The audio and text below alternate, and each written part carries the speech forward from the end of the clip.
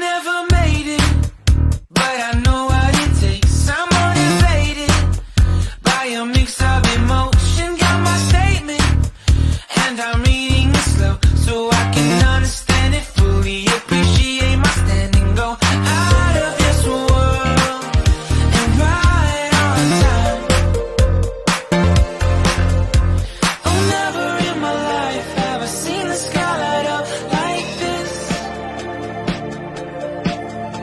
I'm far away from Earth and I wanna know if you exist. Mission control, do you read me? Send me my coordinates lately. Mission control, am I drifting? Tie me to someone who will love me, yeah. Wait, I think I'll last a bit longer. Find another. Welcome everyone. Welcome everyone. Welcome everyone to another Ref Brandon and the Todd Family YouTube video, wherever you are, whatever you may be doing. Thank you so much for making Ref Brandon and the Todd Family a part of your day. We always greatly appreciate it. I want to start out today's video by saying a big thank you to all of you who know me personally that either wished me a happy birthday on social media or in person yesterday. I really appreciate it. It makes being 21 feel even better. But on to today's topic, and I was going to do this yesterday, but I figured since it was a Wednesday yesterday and we always do our top 10 countdowns on Wednesday, I would push it back to today because this came out on Tuesday, and we have talked about it before when they first started talking about it, which is the ACC in 2023 getting rid of divisions and just being a 14-team conference. And on Tuesday, it was announced that it will start next year, and it will be a 3-5-5 model. And they announced all 14 teams, 3 every year rivals. They call it 3-5-5 because every team has 3 teams that you will play every year. And since there's 13 teams that you will play, because of course you can't play yourself, you have the 3 teams that you will play every year. They're called your 3 rivalries. And then you'll play 5 teams one year and the other 5 teams the next year. So that every 2 years you've played every team in the conference. And every 4 years you have taken a road trip to every team in the conference. A lot of people like it. A lot of people don't. The ACC announced they were going to do it, and they were hoping to do it in 2023, and they are going to do it starting next year. And I'm sure every other conference is going to follow suit and start announcing which teams will play which teams every year. But the ACC announced it on Tuesday, so I figured we would talk about all 14 teams, 3 rivalries that you will play every year. And a lot of it makes sense if you follow some of the teams' histories as far as why they got the 3 teams they got. For example, Boston College, their 3 rivalry teams that they'll play every year is Miami, Pittsburgh, and Syracuse. And all 4 of those teams used to be in the Big East together. So those 4 teams have a long history of playing each other. Clemson's 3 teams are Florida State, Georgia Tech, and NC State. Of course, right now, Clemson plays in the Atlantic, and Georgia Tech plays in the Coastal. And Georgia Tech is the team right now that Clemson plays every single year, so that will not change.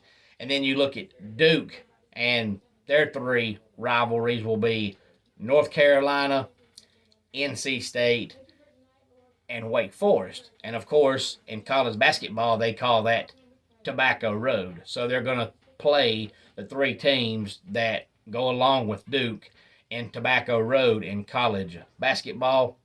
And then Florida State, we have Clemson, Miami, and Syracuse. And which, by the way, if you have not figured it out yet, I'm doing this alphabetically. That's why Boston College was first. It's just easier that way because when you go to find it on the internet, it lists the teams alphabetically, so it just makes more sense to write them down as you're reading it. That's why Boston College was first and Clemson was second. No other reason. That's the only reason. Next, we have Georgia Tech, who will play Clemson, Louisville, and Wake Forest. And for the foreseeable future, until they get better, and by better, I mean way better, I mean extremely better, I mean a lot better, every team that plays Georgia Tech on a yearly basis pretty much has an automatic win on their schedule. And then we have Louisville, who play Georgia Tech, Miami, and Virginia. Miami will play Boston College, Florida State, and Louisville. North Carolina will play Duke, NC State, and Virginia. And NC State will play Clemson, Duke, and North Carolina. Pittsburgh will play Boston College, Syracuse, and Virginia Tech. And Syracuse will play Boston College, Florida State, and Pittsburgh. Virginia gets Louisville, North Carolina, and Virginia Tech. And Virginia Tech gets Pittsburgh, Virginia, and Wake Forest. And last but not least, Wake Forest gets Duke, Georgia Tech, and Virginia Tech. Any thoughts on this? Please feel free to let me know. Like I said earlier, some people like it, some people don't. I understand the divisions, but I also understand doing it this way because this way every team will play every other team every 2 years, which makes sense. I know I've mentioned it before how it just supposedly now the way they've got with divisions, you play every team, but it doesn't seem that way. And I know I mentioned it before here on the channel, and then not long after I did a video about it, I heard that in the SEC, Florida has played Arkansas, I think, twice this century. What is the point of a team being in your conference if you're not going to play them? So at least this way, you play every team every 2 years, and every 4 years you took a road trip to every team in the conference. That way, every player on your team will get to visit every single school in his conference in 4 years' time. That makes sense, but I also understand the division thing. At the end of the day, though, to me, I just want to play college football. I do like it better like this, but I really don't care. As long as they still play each other, I'm fine with it.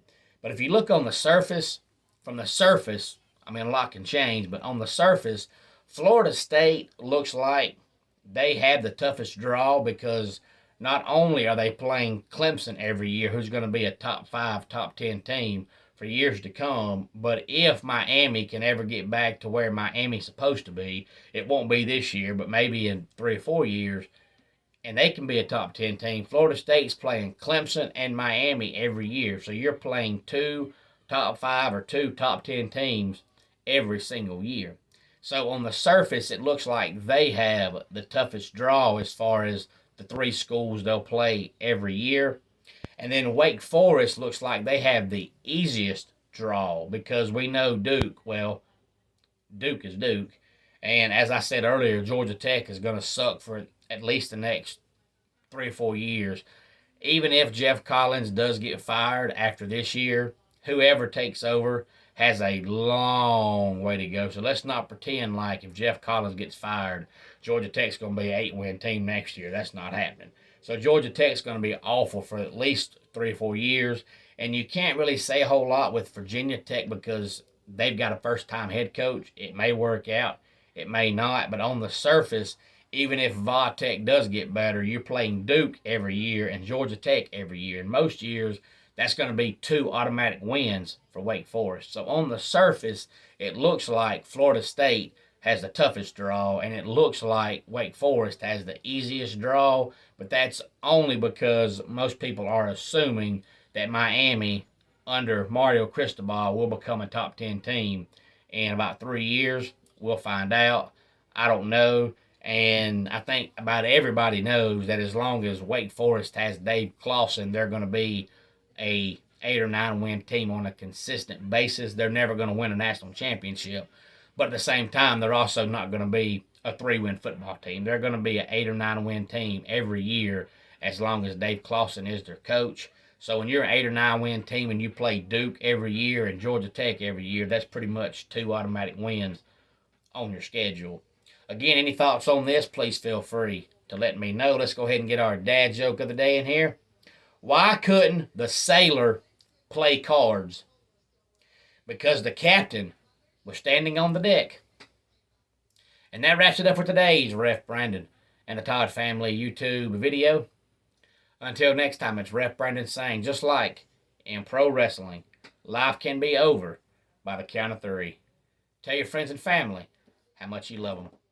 Bye.